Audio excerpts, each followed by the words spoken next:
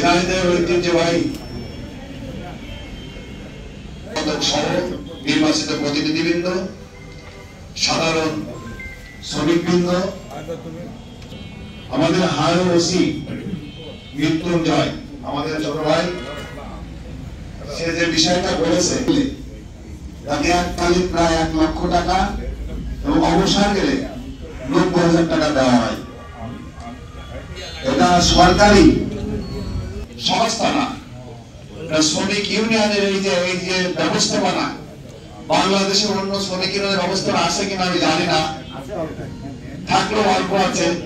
তবে এটা নিঃসন্দেহে একটা মানবিক সংস্থা বলা যায় এবং এরা যে শ্রমিক বান্ধব এবং শ্রমিকদের দুর্দিনের দুঃসময় বিপদে যখন মানুষের চরম বিপদ হয়, সেটা একটা মানুষ যখন অবসরে চলে যায়, কর্মসংস্থান ব্যবস্থা থাকে না, সে সারা জীবন যে কাজটা করে আছে তার কাছ থেকে 1 লাখ টাকা না 1,000 টাকা অনেক মূল্যবান টাকা, সেখানে 1 লক্ষ টাকা পাই।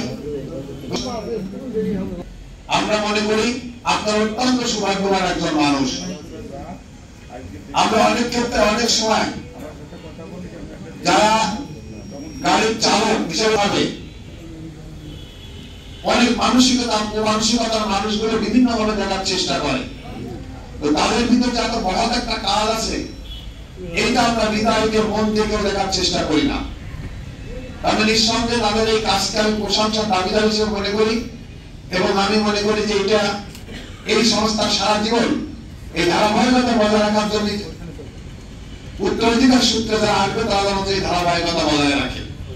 ব্যক্তিবৃন্দ, সম্মানিত উপস্থিত, তাদের বক্তৃতা দেওয়ার জন্য সুযোগ করে দিলে ভালো হতো, কিন্তু সময়ের স্বল্পতার কারণেই আপনাদের মানুষ, আপনাদের সুখ দুঃখ, আপনাদের পাশে থেকে সমর্থনভাবে কাজ করে আমাদের দলীয় নেতৃবৃন্দ, তারা বক্তৃতা দেওয়ার সুযোগ পায় না আমাদের সময় স্বল্পতার কারণে।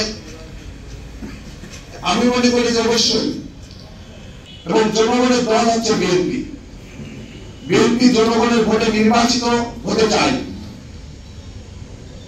বিএনপি কখনো ইচ্ছা পোষণ করেনি, করবেও না যে গণতন্ত্রকে নস্বাত, গণতন্ত্রকে ধ্বংস, গণতন্ত্রকে বিভাজন দেওয়া। এই ট্রাক শ্রমিক ইউনিয়নের যে নির্বাচনগুলো হয়, আমরা দেখেছি বিভিন্ন সময় রাষ্ট্রীয়ভাবে যারা দলীয় থাকে, অর্থাৎ যারা সরকারি দলীয় থাকে, বিভিন্ন সময় প্রভাব খাটিয়ে অনেক সময় অনেক ঘটনা শুনেছি, জানি না কতটুকু সত্যি, অনেক সময় অনেক ঘটনার বহিঃপ্রকাশ ঘটেছে এবং ঘটেছে বলে আমরা শুনেছি। সেখানে যারা নির্বাচিত হওয়ার মতো যোগ্যতা নির্বাচিত হতে পারে, তাদেরকে বাদ দিয়ে অনেকভাবে প্রভাব প্রতিপত্তি বিস্তার করা হয়েছে এবং প্রভাব খাটানো হয়েছে। আমি আপনাদের কথা দিচ্ছি, এটা ঠিক কিনা বলেন তো? আমরা মনে করি 5ই আগস্টের পরে একটা গণতান্ত্রিক সরকার ধারণ করেছিল, মানুষের বাক স্বাধীনতা ধারণ করেছিল, আইনের শাসন ধারণ করেছিল, এদেশের মানবতা বোধ ধারণ করেছিল। সেই সরকার জনগণের আন্দোলনের মুখে বিদায় হয়েছে। আমরা মনে করি বাংলাদেশের রাজনৈতিক প্রেক্ষাপট, বর্তমান যে রাজনৈতিক প্রেক্ষাপট পরিচালিত হচ্ছে, এই রাজনৈতিক প্রেক্ষাপটে আমরা বাংলাদেশে বর্তমান যে সরকার আছে, এই অন্তর্বর্তীকালীন সরকারের কাছে আমরা দাবি করি খুব দ্রুত সময়ের ভিতরে এই স্বাধীন বাংলাদেশে একটা অবাধ এবং নিরপেক্ষ, শান্তিপূর্ণ, খুব দ্রুত সময়ে জাতীয় সংসদ নির্বাচনের দাবিকারী এবং এই জাতীয় সংসদের মধ্য দিয়ে স্বাধীনভাবে ভোট দেব, স্বাধীনভাবে ভোট কেন্দ্রে দেব, সেই পরিবেশ সৃষ্টি করে এই দেশের জাতীয় সংসদ নির্বাচনে খুব দ্রুত সময় দেওয়ার জন্য আমরা দাবি রাখি, আমাদের দল দাবি করে।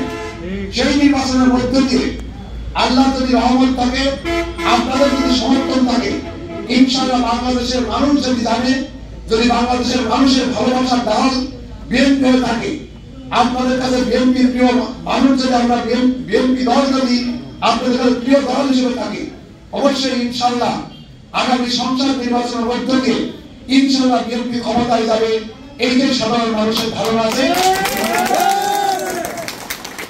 আমরা আপনাদের কথা ভুল কাজটা করবে না।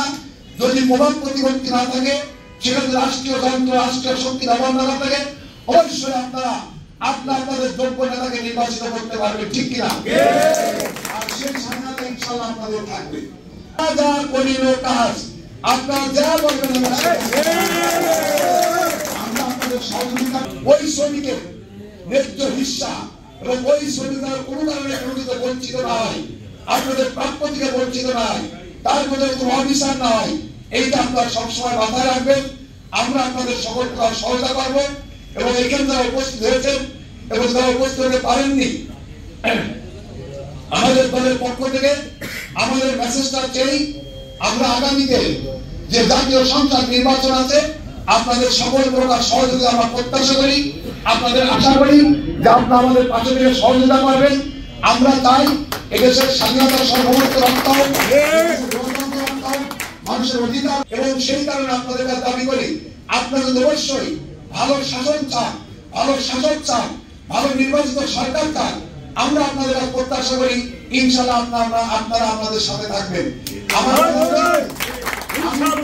আমরা যে সমস্ত শ্রমিকরা ইন্তেকাল করেছে সবাই ভালো থাকুন, সুন্দর থাকুন, সুস্থ থাকুন, শহীদ জামরুল, খালেদা জিয়া জিন্দাবাদ, তারেক রহমান জিন্দাবাদ, ট্রাক শ্রমিক জিন্দাবাদ। সবাইকে ধন্যবাদ।